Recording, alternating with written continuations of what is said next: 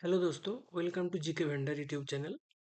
हम लोग पॉलिटी शुरू करने वाले हैं। सबसे पहले हम लोग जो डिस्कस करेंगे वो है हिस्ट्री ऑफ पॉलिटी। पॉलिटी का शुरुआत भारत में कैसे हुआ वो सबसे पहले डिस्कस करेंगे।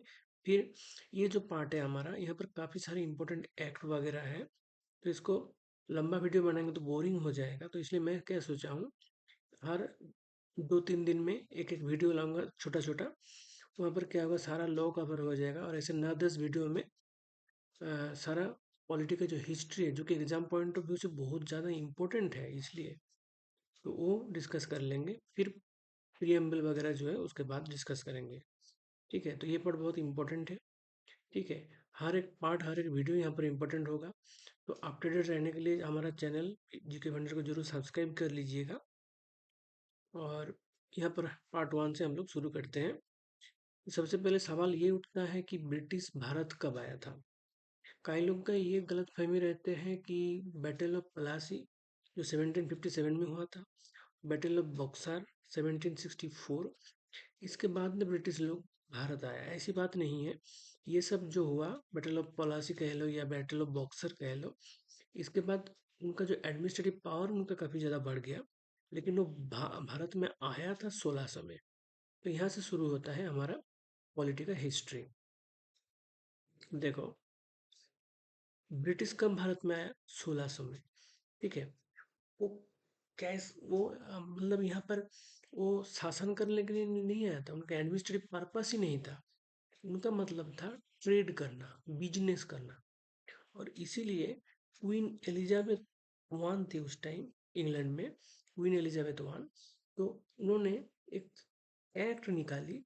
एक्ट का नाम था रॉयल चार्टर एक्ट ऑफ 1600। इस एक्ट के तहत क्वीन एलिजाबेथ वन ने ईस्ट इंडिया कंपनी, जो हम बहुत ज़्यादा सुनते हैं ईस्ट इंडिया कंपनी के बारे में, ये ईस्ट इंडिया कंपनी को भारत भेजी थी। क्यों? ट्रेड करने के लिए, ना कि शासन करने के लिए। ठीक है, कब की बात है? 1600। कौन सी एक्ट के तहत? Royal charter act 1600, 1600। कौन भेजी थी? Queen Elizabeth one. क्या काम के लिए? ट्रेड के लिए। ठीक है, अब देखो, 1600 से लेकर के 1764, 1764, यहाँ तक लगभग ठीक रहता है। ईस्ट इंडिया कंपनी का मकसद होता है बिजनेस करना, ट्रेड करना भारत में। तो वो चलता रहता है अच्छे से, कोई दिक्कत नहीं होता है। हालांकि इसके बीच 1757 में बैटल ऑफ पलासी हुआ सिराज उद दौला के साथ। वो था बंगाल का नवाब था, बंगाल का नवाब सिराज उद दौला के साथ रॉबर्ट क्लाइव यानी ईस्ट इंडिया कंपनी का बैटल ऑफ पलासी हुआ था।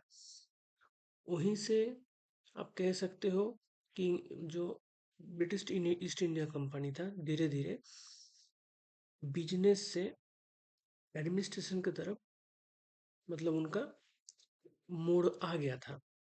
लेकिन बैटल ऑफ बक्सर जब हुआ 1764, इसके बाद इनका जो एडमिनिस्ट्रेटिव पावर था ईस्ट इंडिया कंपनी का, वो और ज़्यादा बढ़ गया। और वो ट्रेड को छोड़ के, ट्रेड तो था ही, ट्रेड के साथ साथ धीरे धीरे ये एडमिनिस्ट्रेशन में आ गया और रूल करने लगा हमारा भारत में।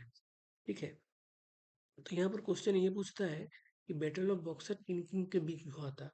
तो ये हुआ था ईस्ट इंडिया कंपनी और मुगल रूलर शाह आलम द्वितीय के साथ, यानी शाह आलम टू।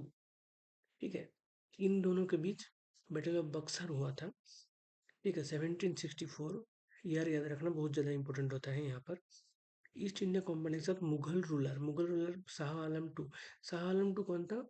औरंगजेब। हम लोग जो मेन मेन मुगल सल्तनत में जो भी हम याद रखते हैं, औरंगजेब तक याद रखते हैं, लेकिन उसके बाद का रूलर है ये शाह आलम द्वितीय। इसके साथ ईस्ट इंडिया कंपनी का बक्सर, बैटल ऑफ बक्सर हुआ था 1764 में। और इस युद्ध में क्या हुआ? शाह आलम द्वितीय हार गया, ईस्ट इंडिया कंपनी जीत गया। तो क्या हुआ, जबरदस्ती ये शाह आलम द्वितीय को क्या देना पड़ा, ईस्ट इंडिया कंपनी को? दीवानी। ये देखो, east India company own and operate the दीवानी। दीवानी मतलब क्या? दीवानी मतलब आप इसके बाद east India company revenue collect कर सकता है, यानी टैक्स कलेक्ट कर सकता है। और इसका सिविल जस्टिस देने का अधिकार भी इनके हाथ में आ गया। इसको दीवानी कहते हैं। दीवानी मतलब दीवानी मिलने का मेन मकसद ये है कि राइट्स ओवर रेवेन्यू, जो भी टैक्स कलेक्ट होगा उसके ऊपर राइट इनका आ गया। ठीक है, वो लेने का हक हो गया इन लोग को। और क्या क्या इनके पास पावर है? Civil justice of Bengal, Bihar, Orissa, ये जो प्रोविंस था जिसको बंगाल प्रोविंस कहता था, ठीक है, बंगाल, बिहार, उड़ीसा लेके जो बंगाल प्रोविंस था उसका सिविल जस्टिस का हक भी ईस्ट इंडिया कंपनी के पास आ गया। अब देखो इसके बाद ये 1764 की कहानी है ना। इसके बाद आ जाता है regulating act of 1773। Regulating act 1773, ठीक है। रेगुलेटिंग एक्ट ऑफ 1773 के तहत क्या कर दिया जा रहा है? पहले जो होता था टर्म होता था गवर्नर ऑफ बंगाल, जो पद था उसका, उसको गवर्नर ऑफ बंगाल कहता था। लेकिन रेगुलेटिंग एक्ट 1773 के तहत ये गवर्नर ऑफ बंगाल जो टर्म था, इसको क्या टर्म दे दिया गया? Governor general of Bengal. तो क्या इसमें कुछ पावर का चेंज हुआ क्या है? बिल्कुल हुआ। जैसे गवर्नर जनरल ऑफ बंगाल हो गया, इसका मतलब हुआ तीन मेन मेन प्रोविंस था, क्या क्या? एक था बंगाल, एक था बॉम्बे, एक था और तीसरा था मद्रास। तो पहले क्या होता था, तीनों का इक्वल पावर था लगभग। जब अलग अलग होता था, governor of Bengal, governor of Bombay, governor of Madras. लेकिन अब क्या कर दिया गया रेगुलेटिंग एक्ट 1773 के दौरान? गवर्नर जनरल ऑफ बंगाल कर दिया गया, यानी बंगाल का जो गवर्नर जनरल होगा उनका पावर बढ़ा दिया गया। तो फिर मुंबई मद्रास का गवर्नर का क्या है? उनके पास ये देखो, governors of Bombay and Madras had only legislative powers. इनके पास बस लेजिस्लेटिव पावर रह गया, कोई एग्जीक्यूटिव पावर इनके पास नहीं रहा। मतलब ये अपना प्रोविंस में आइन वगैरह, आइन कानून ये सब देख सकता है, इससे ज़्यादा कुछ नहीं। बस इनके पास लेजिस्लेटिव पावर रह गया।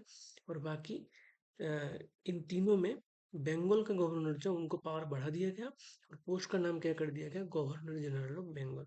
और ऐसे fast governor general of Bengal था वारेन हेस्टिंग्स। बहुत क्वेश्चन में आता है, याद रखना, ठीक है।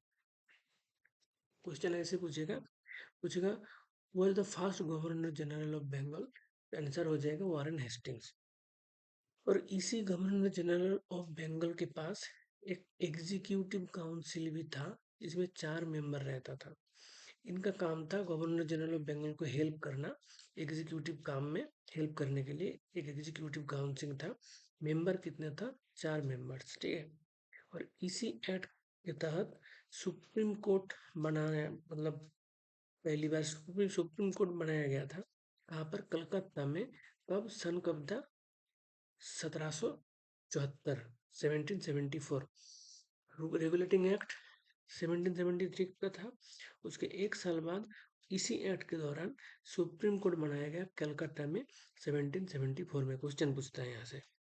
ये तो है, बम्बई और मद्रास के पास बस लेजिस्लेटिव पावर रहेगा। और एक कोर्ट ऑफ डायरेक्टर बनाया गया। क्या बनाया गया? Court of director. ये कोर्ट ऑफ डायरेक्टर कौन बनाया? ब्रिटिश सरकार ने बनाया, जो लंदन में बैठी है ब्रिटिश सरकार, उन्होंने कोर्ट ऑफ डायरेक्टर बनाया। और ये कोर्ट ऑफ डायरेक्टर जो था, इनको governing body of the company, east India company का गवर्निंग बॉडी बनाया गया ये कोर्ट ऑफ डायरेक्टर को। क्यों? क्योंकि शख्स, मतलब उनको शक हो गया था ब्रिटिश गवर्नमेंट को कि भाई ये कंपनी वाले बिजनेस ना करके, मतलब बिजनेस को छोड़कर ये सब मतलब एग्जीक्यूटिव काम काम में, एडमिनिस्ट्रेशन में ज़्यादा ध्यान दे रहा है। तो इसको थोड़ा रेगुलेट करने के लिए रेगुलेटिंग एक्ट बनाया गया। तो देखो, एक क्वेश्चन आता होगा तुम्हारे दिमाग में कि भाई इसका एक्ट का नाम रेगुलेटिंग एक्ट क्यों है? ये रेगुलेटिंग एक्ट हम लोग को, इंडिया वाले को रेगुलेट करने के लिए नहीं था। ये ब्रिटिश सरकार रेगुलेटिंग एक्ट बनाया था ईस्ट इंडिया कंपनी को रेगुलेट करने के लिए, ताकि वो ट्रेड पे ध्यान दे ज़्यादा, वो सब में ज़्यादा ध्यान ना दे। क्योंकि बैटल ऑफ पलासी ऑलरेडी हो गया था, बैटल ऑफ बक्सर ऑलरेडी हो गया था, ठीक है। एडमिनिस्ट्रेशन में एडमिनिस्ट्रेशन में ज़्यादा ध्यान ना देके ईस्ट इंडिया कंपनी अपना ध्यान ट्रेड में रखे, जिसके लिए उनको भेजा गया है भारत में। इसके लिए ब्रिटिश सरकार ईस्ट इंडिया कंपनी को रेगुलेट करने के लिए 1773 में कोर्ट ऑफ डायरेक्टर बनाया।